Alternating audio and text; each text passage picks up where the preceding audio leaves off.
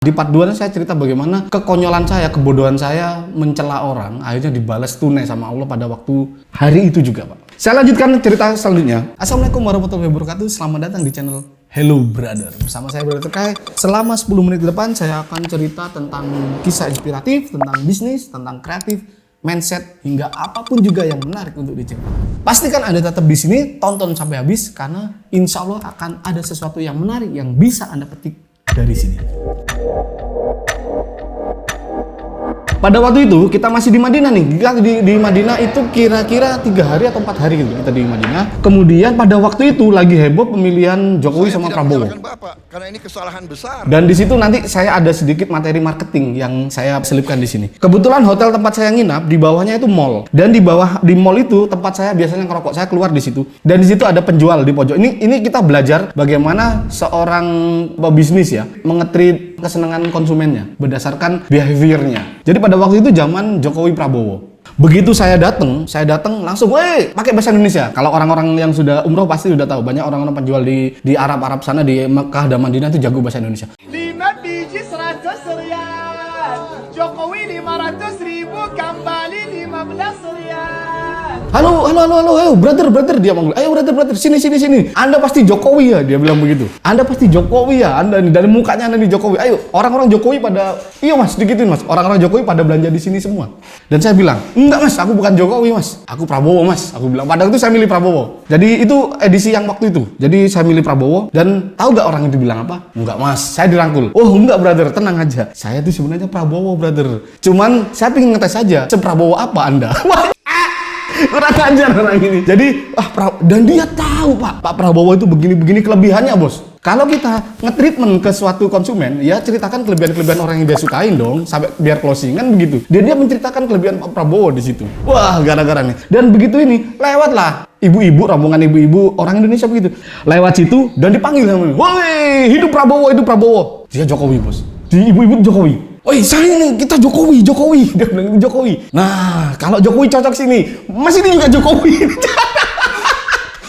Wah, kurang ajar orang ini. Tapi bener Pak, gara-gara begitu ibu-ibu belanja di situ. Nah, itu teknik marketing ya. Bagaimana kita membuat orang seneng dulu, kemudian dia beli. Itu sedikit materi-materi marketing sama branding yang saya selipkan. Kemudian, sore itu sepulang dari sholat, insya Allah sholat Isya. Maghrib apa Isya itu? Kebetulan rombongan saya itu kan kebetulan orang dari Padang, dari Batam, dari situ, dan ada orang Jakarta juga. Dia bilang, anak-anak muda gitu, seumuran lebih muda dari saya, dan dia bilang, bro tahu nggak bro? Dia bilang, bro, lu ketemu Khabib nggak? Khabib siapa ini? Khabib Nurmagomedov kan? Hah? Serius? Iya, dia itu yang ini apa? UFC kan? Petarung itu. Hah? Dia juara dunia? Iya, itu ada bro. Dia lagi sholat di Masjid Nabawi bro. Lu ketemu nggak? Coba, dia pastinya nanti abis ini ke Mekah. Karena dia bertiga Pak, Jadi Khabib Nurmagomedov, terus nggak tahu itu adiknya atau kakaknya pada waktu Khabib menang digendong, yang gendong dia, sama satu lagi kayaknya asistennya atau segala macam. Singkat cerita, saya nggak ketemu sama Khabib Nurmagomedov, dan itu nggak ada cerita yang menarik. Suatu saat kita berangkat ke Mekah, ceritanya nih. Dan kita berangkat ke Mekah, semua segala ritualnya, prosesnya segala macam, kita berangkat ke Mekah, sampai di sana di hari kita sudah mau pulang Pak. Kemudian itu sholat tahajud. Hari terakhir kita di Mekah ini, karena kita sudah berapa hari, itu ada berapa lah kejadian nanti yang saya spill dikit. Jadi pada waktu itu saya sholat tahajud itu kalau saya sholat tahajud di Mekah itu milihnya di lantai 3 mas. Di lantai 3 karena bisa ngeliat orang-orang di bawah itu kan, terus atapnya langsung langit. Saya di atas di lantai paling tinggi. Nah, jalanlah saya ke sana Pak. Di perjalanan di eskalator naik, saya ngeliat Khabib Pak. Tapi saya nggak yakin ini Khabib atau bukan. Karena kan mukanya mirip-mirip semua kan.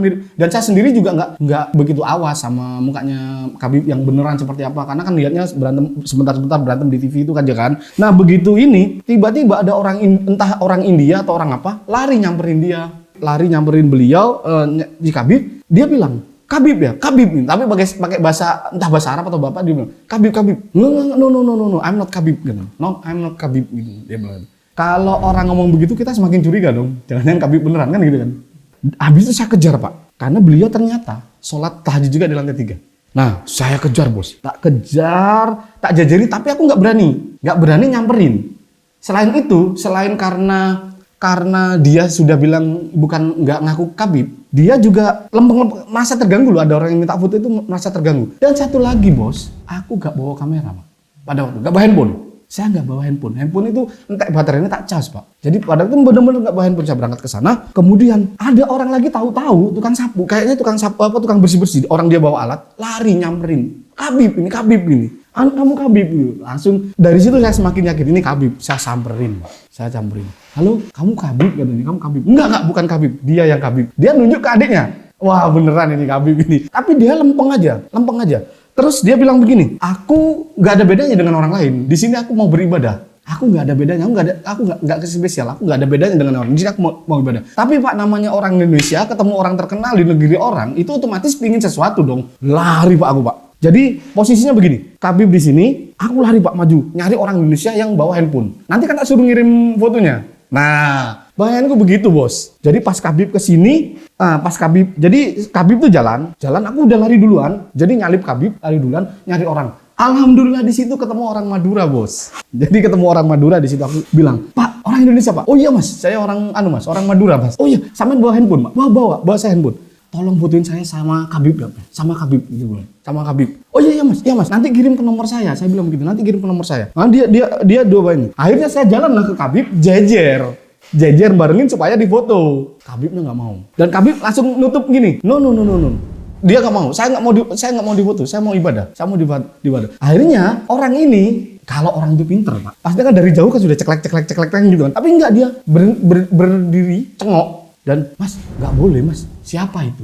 Si Kabib berlaru ya, dia ngerasa terganggu. Saya juga salah saya minta foto sama dia kan juga dia merasa terganggu ibadahnya. Kemudian orang Madura itu tanya ke saya, Mas, siapa? Orangnya nggak mau difoto Mas, katanya bilang. Harusnya sampean mulai mau Mas. Harusnya sampean dari tadi mutu-mutuin saya pas waktu jejer itu. Tapi orangnya nggak mau Mas, katanya. Terus itu siapa Mas? Pakai bahasa Indonesia logat Madura. Itu siapa Mas? Oh itu Kabib itu Pak. Itu Kabib. Oh, sampean ingin foto sama Kabib. Ini ada Kabib sholat ini. Nanti selesai sholat sampean foto. Ini Habib juga. Itu kira Habib. Oh, Pak itu Habib itu. Nek Kabib orang Madura, kalau orang Arab berjenggot pasti Habib. Kalau Habib banyak sampean ngapain minta foto sama orang itu? Kabib sini banyak yang mau dijak foto. Ini Kabib nunggu sampean selesai ini sholat, foto lah sama-sama. Masya Allah. Pak ngeblank langsung. Jadi dan itu cerita ringan Pak, real di sana. Nah, disitulah juga saya belajar tentang konsep rezeki bos. Disitulah kenapa saya sholat pas di atas, saya belajar tentang konsep rezeki. Pada waktu saya sholat di atas, saya tuh melihat ke bawah Pak. Saya melihat ke bawah, kemudian saya dilihat situ orang-orang pada rebutan nyium Hajar Aswad, ya kan? Nyium Hajar Aswad. Dari situ saya lihat orang-orang muter, ada yang badannya besar, itu nerobos kayak mosing pangkreng, peng. Begitu sampai di depannya Hajar Aswad, dibuang ke belakang, diangkat, kayak orang-orang nggak mau rebutan ini, kayak jangan ngerobot jalan saya, dibuat sampai memburi. Dan itu saya lihat banyak. Di situ kan kalau kita ngomong rezeki kan seperti itu Pak. Sekuat apapun kita ngejar, kalau bukan waktunya nggak akan kena Pak. Ada lagi yang di depan saya. Kalau saya, mohon maaf saya tidak pada waktu di Hajar Aswad, saya megang, bukan nyium. Saya nggak pengen nyium memang, cuma megang aja. Yang penting megang udah seneng. Nah, yang di depan saya Anda tahu Pak, dia itu sudah megang Hajar Aswad, mau nyium, mukanya digini dari belakang bos. Jadi nggak sampai berhasil nyium. Nah artinya meskipun rezeki itu sudah di tangan, kalau kita belum waktunya ini jatah kita nggak bisa makan. Itu yang menurut saya, itu yang saya ambil cerita. Saya masih banyak cerita soal ini, kapan-kapan saya ceritakan lagi biar ada variasi. Jadi jika teman-teman punya cerita yang menarik atau cerita inspiratif, silakan komen di bawah ya. Silakan komen di bawah. Dan komen yang terbaik akan kita pilih, kita jadikan video, dan Anda berhak mendapatkan uang tunai dari kita. Oke, jangan lupa komen, like and share. Bagi yang belum subscribe, silakan subscribe dan silakan di-share ya. Semoga kita semua selalu sehat, bahagia, dan sukses luar dalam. Bersama saya, Brother Kai. Sampai ketemu di cerita berikutnya. Selamat berkarya, baik aja terus.